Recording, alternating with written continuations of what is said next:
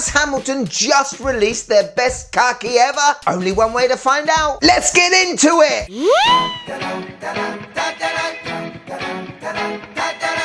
Yes, and welcome to the Mad Watch Collector Show. And today, well, it's all about Hamilton. Specifically, the khaki. Now, over the years, I have owned and reviewed many Hamilton khaki watches because they embody everything I love about watch collecting. First of all, the watches have been influenced by military watches in the past that Hamilton made themselves, and in doing that, the watches are highly legible, proper tool watches that are always ready for action. They don't follow any trends, and they're the sort of watches that will stay in your collection for a long time. Hamilton have launched a new khaki watch with a feature, well, it makes you wonder why they didn't do it to start with. And with that feature, has Hamilton just stumbled across their best khaki yet? Well, on paper for me, there could be two reasons why I think yes, but also two reasons why I think maybe not. Now, I've got all four watches that have been released, and it's at this time I have to say a big thank you to today's sponsor, who are Francis & Gay, the #1 place to buy your Zinn, Hamilton, Seiko, Tissot, Citizen, all the brands we love, always at competitive prices, and their customer care is absolutely second to none. I've had a great relationship with Francis & Gay over the years, and during that time I have heard many wonderful stories from happy customers buying lovely watches. Get on their website, the link is in the description below, and go and find yourself your next future purchase. It could be this Hamilton. Let me give you my honest opinion, then we get the wife's opinion, and let's have some khaki magic. Are you Hamilton khaki ready? Let's go. So ladies and gentlemen, here is the Hamilton khaki Power Reserve Field Watch. A superb stainless steel bead blasted watch that you can get either on a fabric strap or a bead blasted stainless steel bracelet. As I said, tooly and ready for action and very legible. Now, what makes this watch different to the other khaki range? Well, if you look close to where the 9 o'clock is, this is the first time a khaki field watch adorns a Power Reserve indicator, which I would imagine back in the 60s or even the 40s, during these wars, knowing how much power was in your watch at the time would have been quite useful. Anyway, my favorite dial option of the two is the black one. This dial just looks so much more iconic to me than the white dial does. Bead blasted case. The case looks very similar to the khaki quartz I reviewed a few months back. Look at that amazing big crown at 3 o'clock. Hamilton's khaki crowns are some of the best. Fingers crossed it winds as good as I hope it does. But when it comes to finishing with this watch, there aren't any chamfers, there's no polishing, just on the sign crown. This is a watch not to be seen or to show off. This is a watch that's gonna do a job and do it well. On the bracelet, I've got to admit, it does look a little bit more officey than adventure-y with the nylon strap. I don't think I've handled many bead blasted bracelets before. This is really nice. More on that in a minute, but it does give a different sort of look to the khaki than having it just on the nylon. And first impressions, khaki good as ever. Quick spec check. Okay, so this is a new case for the khaki field watch. It's 40mm in diameter, just under 12mm thick, 47 lug to lug, which is pretty good considering the diameter size, and we have a very strapaholic 20mm lug width. Now, I've got to be honest,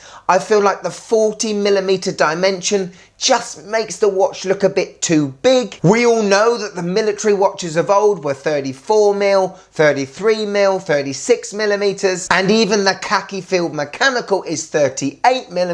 This at 40, to me, just looks a tad big for a field watch. But I'm guessing it's going to fit very well on many wrists. Now, protecting the dial, we have a sapphire glass, which does have AR coating. The crown at 3 o'clock is not screwed down. We have a screw down case back. Okay, onto the nylon strap, and it is exactly the same as the one I used to own. Very well made with little leather bonus parts. The keepers on the strap are sewn in. The buckle on this watch is actually brushed and it doesn't match the case. But listen, a blind man would be pleased to see it. When it comes to the bracelet, yeah, I do quite like it. Very tiny links, nice articulation. I feel like the watch is going to look a lot bigger on your wrist if you have it on the bracelet because there's more stainless steel area looking head on. Unfortunately, the links are put together using pins, which makes it very fiddly, but we have a decent clasp with a double deployant and we have 3 micro adjusts, which for a field watch ain't too bad. We have an easy way of removing the spring bars without using any tools. That's something new for Hamilton as well. Well done. Okay, let's look at the face. Dial time. And because the dial is bigger than the regular field mechanical, it is very legible, isn't it? It's a matte black dial with the military 24-hour numerals inside the regular numerals. And we have old radium lume, which sits inside the hour markers on the outside and the handset. And just in case you forgot that this is a special Power Reserve Khaki, below the hand stack we can see printed Power Reserve 80 hours, and we get a nice close-up of that Power Reserve indicator. And is that little indicator hand loomed? I can't quite tell. We'll see soon. All in all, a very good dial. I love it, and I think most Hamilton fans will too. So we've got old radium superluminova lume on the outside of the dial and on the handset. Out of 10, how much does this puppy glow?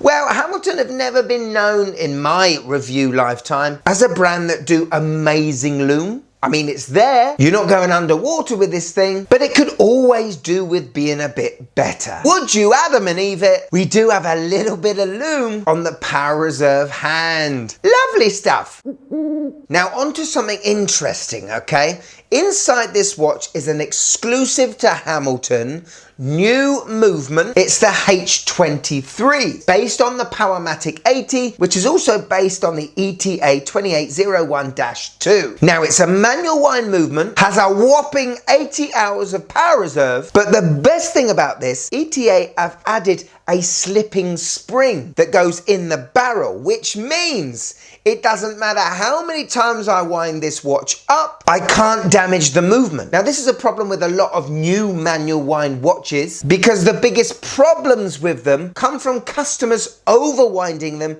and damaging the movement. When Radcliffe and I developed the MHKR, we wanted to have that fail-safe so that you couldn't overwind the manual watch. And at the time, you could only do that with an automatic movement. So we stripped off the rotor and basically had a manual wind movement for dummies. By the way, the dive watch is coming very soon and it looks amazing. Look out for that in the next couple of weeks. Anyway, brilliant idea from Hamilton. It's something I imagine will go in the rest of their manual wind watches because it stops the movement from getting damaged. Now, the huge test. Does this feel like a Hamilton of old when I wind it up? Ah. Ooh. Well, it's not exactly the same as the H10 of the Field Mechanical, but it feels so refined. It feels like, well, it feels like a watch 10 times more expensive. I don't know how they do it. Maybe it's something to do with the huge crown, but Hamilton does the best crown action in, I don't know, the under £1,000 mark. Easy. Anyway, one position. This watch hacks. Push the crown back in. Bob's your uncle. Fanny's your aunt. Well, I don't know these days, but maybe. We've got a beautiful watch. Hello. On my 6.5-inch wrist, and you know what? It doesn't look too big. Being this size, it actually now reminds me of a IWC pilot's watch. I mean, I can pull it off, but I think it is still a little bit big. I do love the fact that they have shortened the lugs, particularly from the Khaki Field Mechanical. The bead blasted colour looks so good against this colour strap. On the bracelet, again, it doesn't look as big as I thought it would. If I was to go for this watch, I would probably get it on the fabric strap, just because the watch doesn't look as big in terms of footprint on your wrist. But I can see this bracelet being very comfortable. The watch hugs the wrist very well, even my small wrist. So there we go, the Khaki Field Mechanical Power Reserve. What do you lot think? Now, for me, there are two reasons why I think this is fantastic. Now, I'm a lover of symmetry, you guys know that, but a manual wind field watch that has a power reserve indicator to it surely is a perfect practical feature for anyone in the field. Because the last thing we want to do is take a look at our watch in the trenches and realise it hasn't been running for the past hour and a half. Does it ruin the aesthetics of the Khaki Field Mechanical watch? I don't think it does. The other thing I absolutely love is this new fail-safe in the manual wind movement. Having a manual wind watch you don't have to worry about overwinding is a very attractive reason to own this watch.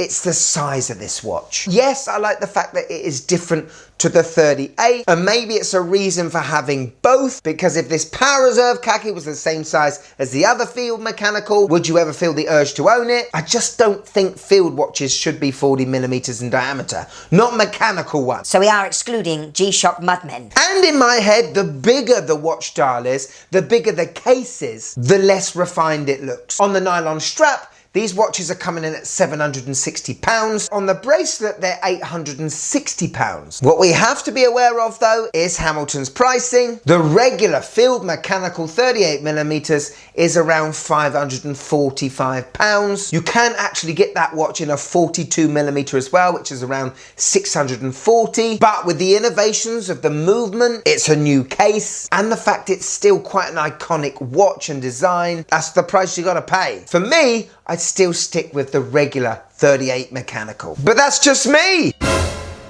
So here it is, my wife's views on the Khaki Field Power Reserve Mechanical, whatever it's called, crikey. This is quite big, isn't it?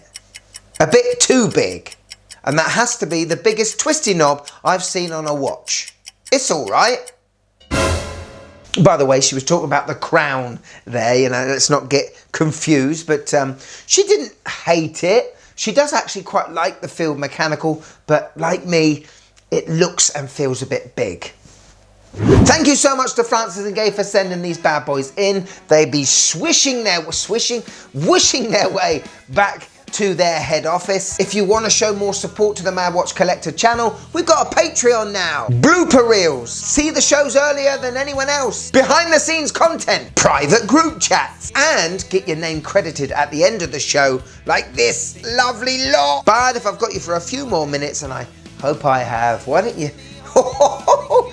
check this one? You will go insane over this, you know. You'll lose your shizzle. Go on. Click it. Keep the algorithm monkeys a swinging. Go on, click it.